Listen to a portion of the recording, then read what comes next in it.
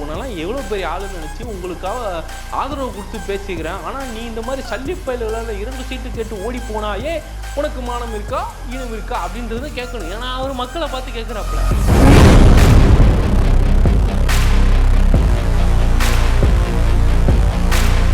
இந்த மாதிரி திருட்டு கும்பல்களோட நான் எப்போதும் கூட்டணி வச்சு போக மாட்டேன். அப்போ இப்போ யார் புனிதர் கும்பல் ஆகிட்டானுங்களா அவனுங்க? ஏன்னா வெக்கங்கட்ட பயலுகளாம். ஏன்னா முதல்ல உங்கள் கட்சியிலேருந்து இந்த பிரியாவா ஏதோ ஒரு பொண்ணு முதல்ல போச்சு. அதுக்கப்புறமா வந்துட்டு இன்னொரு ஆள் பின்னாடி போனாப்புல. அதுக்கு முன்னாடி நீங்கள் ஒவ்வொருத்தராக போங்க, பின்னாடியே நான் வந்துடுறேன் அப்படின்னு சொல்கிற மாதிரி தான் இவர் பண்ணுற வேலை.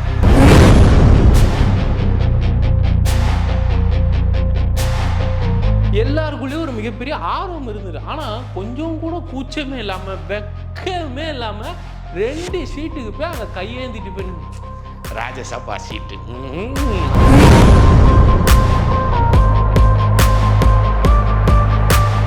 காலம் கடந்து வாழும் தமிழை வாழ்த்தி இந்த நிகழ்ச்சிக்கு வரவேற்பதில் மகிழ்ச்சி. இது அதிகாரம், உங்கள் குரல் உங்களுக்காக.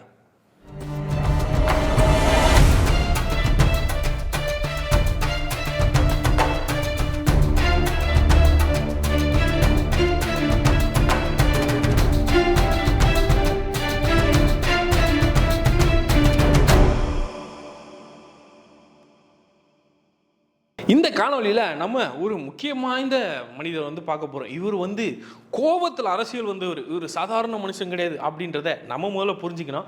ஆனால் அவரை பார்த்து நான் கேட்குற ஒரு கேள்வி, அது எப்படி மாப்பிள்ள கொஞ்சம் கூட கூச்சமே இல்லாமல் இந்த மாதிரிலாம் பண்ணுற அப்படின்னு தான் நம்ம ஐயா கமலஹாசனை பார்த்து நம்ம கேட்கணும். ஐயா கவுண்டமணி கேட்பால, அது எப்படி மாப்பிள்ள கொஞ்சம் கூட கூச்சமே இல்லாமல் பண்ணுற அப்படின்னு தான் 2வது வாட்டியும் நம்ம கேட்கணும். ஏன்னா அண்ணன் சீமான் அவர்கள் கட்சிக்கு ஆரம்பித்து எப்படி ஒரு உத்வேகமாக போனாரோ அந்த அளவுக்கு நானே ஐயா கமலஹாசனை பார்க்கும்போது கூட பரவாயில்ல, இவரும் கட்சிக்கெலாம் வந்திருக்காரு, இவரோட கொள்கைகளும் சூப்பராக இருக்குது, இவரோட திட்டங்கள்லாம் சூப்பராக இருக்குன்னு அதை பார்த்து வியந்து போன ஒரு மனுஷன் நான் கூட அப்படின்றத சொல்லுவேன். ஏன்னா போன தேர்தலில் ஓட்டு போடும் போது யாருமே இந்த பழைய திராவிட கட்சிகளை பார்த்து ஓட்டு போடாதீங்க, இப்போ 2 கட்சிகள் இருக்குது, இந்த 2 கட்சிகளில் சீமான் அண்ணன் கட்சியும் கமலஹாசன் அவர்களோட கட்சியும் உங்களுக்கு விருப்பப்பட்டால் ஓட்டுருங்க, இவங்களோட 2 பேரோட அரசியல் வரையறை அப்படின்றது சூப்பராக இருக்குது, அருமையாக இருக்குது, இதுக்கு உங்களோட ஆதரவு தெரியுங்கன்ட்டு ஐயா கமலஹாசனை பற்றி புகழாரம் சொல்லி நானே பேசியிருக்கேன்.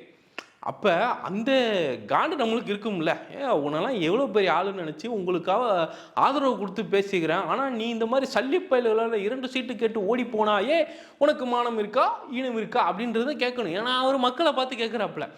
நான் முழுநேர அரசியல்வாதியாக இருக்கேன் என்று கேட்டீர்களா? யாராலையும் முழுநேர அரசியல்வாதியாக இருக்க முடியாது. ஏன்டா இருக்க முடியாது? அப்போ எங்கள் அண்ணன் சீமானியாரா தூங்குறது அரசியல், எந்திரிக்கிறது அரசியல், ஒவ்வொரு நாள் நடக்கிறது அரசியல்ரா. அப்போ அவர் என்ன சொல்லுவார்? ஏன்னா அது என்ன சொல்கிறது, மேடையில் ஒரு நாள் கேட்குறாங்க, இவர் ஐயா கமலஹாசனே சொல்கிறாரு, சாதி இல்லை என்று யாராவது சொல்ல முடியுமா, அது மறுத்துவிட்டு அரசியல் பேச முடியுமா அப்படின்னாங்க. அப்போ எங்கள் அண்ணன் சீமானியாரே, எல்லாத்தையும் விட்டுட்டு சாதி மதம் எல்லாத்தையும் தமிழால் ஒன்றிணைவோம் அப்படின்னு தூக்கி பிடிச்சி இன்ன வரைக்கும் கட்சியை நடத்தி பின்னாடி 33 லட்சம் ஓட்டை வாங்கி அப்படியே மக்கள் திரண்டு வராங்கயா பின்னாடி. எங்கள் அண்ணனை பற்றி நீ அந்த கேள்வி கேட்டீங்கல்ல, அதுக்கான ஒரு மிகப்பெரிய எடுத்துக்காட்டு எங்கள் அண்ணன் இருக்காப்புல. ஒன்றை கேட்டாங்கல்ல எல்லாரும், இந்த மாதிரி திராவிட கட்சிகளோட கூட்டணி வைப்பீங்களா? சொல்லிட்டா போச்சு, இந்தா சொல்லிடுவோம், இந்த மாதிரி திருட்டு கும்பல்களோட நான் எப்போதும் கூட்டணி வச்சு போக மாட்டேன். அப்போ இப்போ யார் புனிதர் கும்பல் ஆகிட்டானுங்களா அவனுங்க? ஏன்னா வெக்கங்கட்ட பயலுகளாம். ஏன்னா முதல்ல உங்கள் கட்சியிலேருந்து இந்த பிரியாவா ஏதோ ஒரு பொண்ணு முதல்ல போச்சு. அதுக்கப்புறமா இன்னொரு ஆள் பின்னாடி போனாப்புல. அதுக்கு முன்னாடி நீங்கள் ஒவ்வொருத்தராக போங்க, பின்னாடியே நான் வந்துடுறேன் அப்படின்னு சொல்கிற மாதிரி தான் இவர் பண்ணுற வேலை. மகேந்திரன், ஆமாம், மகேந்திரனும் போய் திமுகவில் தான் சேர்ந்தாப்புல. இப்போ அதுக்கப்புறம் பையை தூக்கிட்டு இவரும் போய் சேர்றாப்புல. உங்களுக்கெல்லாம் கூச்ச நாச்சமே கிடையாது. இதில் எனக்கு கோபமே என்ன அப்படின்னா, மக்கள் கேட்குறான், நீ முழு நேர அரசியல்வாதியாக இருக்கியா, மக்களுக்கு ஏதாவது நீ பண்ணுறியா போறியான்னு கேட்டோம்னா, ஐயா இல்லையா எனக்கு திரைத்துறையிலையும் ஆர்வம் இருக்குது, அதனால் நான் கொஞ்சம் படம் எடுக்கலையும் போவேன், தேர்தல் நேரத்தில் நிற்பேன், நான் ஜெயிச்சுட்டேன் போயிட்டுனா மக்களுக்கு செய்கிறது தான் என்னோடய வேலைன்னு சொல்லிட்டா முடிச்சு போச்சு. என்ன கேள்வி கேட்குறீங்களே, நீங்கள் முதல்ல 100% ஓட்டு முதல்ல போடுறீங்களா? ஓட்டே 40% தான் போலிங்கே ஆகுது. நீங்கள் முதல்ல எல்லாருமே முழு நேரமாக ஓட்டு போடுறீங்களா? ஏண்டா டேய், மக்கள் போடுறான் போடாமல் போகிறான், அதான் அவனோட தனிப்பட்ட விஷயம். நீ பொதுத்தளத்துக்குன்னு வந்து நீங்கள் பேச ஆரம்பிச்சிட்டீங்க அப்படின்னம்னா, ஐயா கமலஹாசன் அவர்கள் என்ன பண்ணால் மக்கள் கேட்குற பதிலுக்கு பதில் சொல்லணும். மக்களை கேள்வி கேட்குறது உங்கள் வேலை கிடையாது. ஏன் இந்த மாதிரி திருட்டு கும்பலுக்கு ஓட்டு போட்டீங்க, எனக்கு ஆதரவு தெரியுங்க, இப்படி பேசலாம்.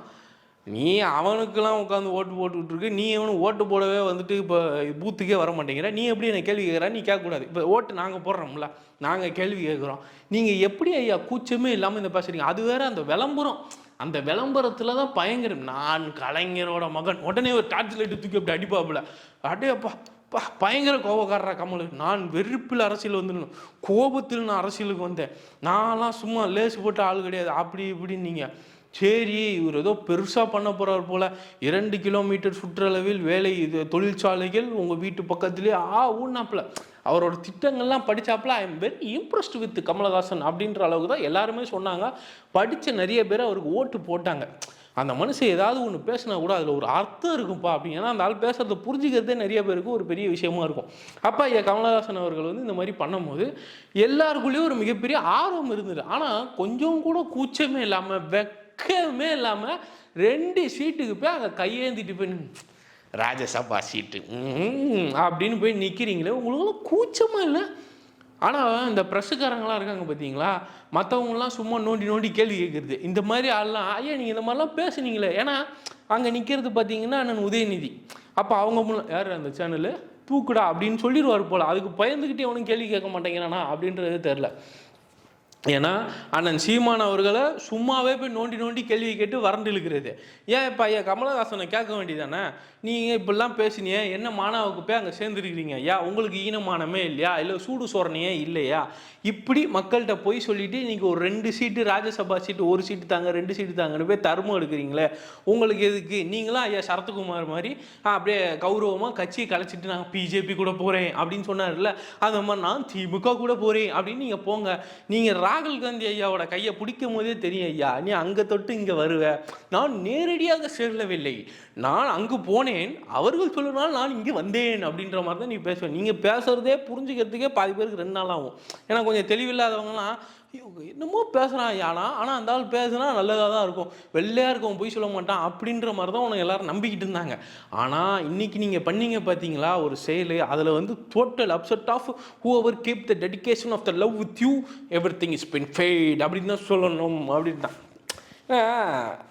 நானே இப்போ வெக்கப்படுறேன். ஐயோ சே, இந்த ஆளுக்கு போய் நம்ம போன தேர்தலில் வந்துட்டு ஆதரவு தெரிவித்தோமே அண்ணன் சீமான், இவருங்க 2 பேரையும் பாருங்கள், யார் பிடிச்சிருக்கோ போடுங்க, அந்த திராவிட கும்பலுக்கு போடாதீங்கன்னு சொன்னோம். இது இவ்வளோ கேவலமாக போய் ஐயா கமலஹாசன் வந்து திராவிடத்து கூட சேர்ந்துட்டாரு. அப்போ இவர் பண்ணுற இந்த வக்கர அரசியலுக்கு போய் நம்ம பேசிட்டோமேன்ற ஆதங்கத்தில் நீங்கள் நான் பேசிகிட்டு இருக்கேன். அது வெறுப்பின் உச்சமாகி போச்சு நம்மளுக்கு.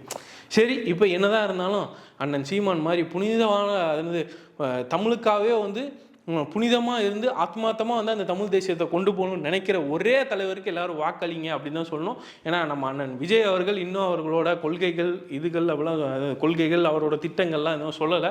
அதெல்லாம் சொன்னதுக்கப்புறம் அதை பற்றி நம்ம பேசலாம். இதே மாதிரி ஒரு நிறைய அரசியல் தகவலை பற்றி நம்ம மறுபடியும் பேசுகிற வரைக்கும் அடுத்த வீடியோவில் காத்திருங்கள். நன்றி, வணக்கம். இன்னும் சந்திப்போம். எல்லாரும் மறக்காமல் கேட்டை செய்திகளை ஷேர் பண்ணுங்கள், சப்போர்ட் பண்ணுங்கள், உங்களோட பேர் ஆதரவு கொடுக்குமாறு அன்போடு கேட்டுக்கொள்கிறேன். நன்றி, வணக்கம்.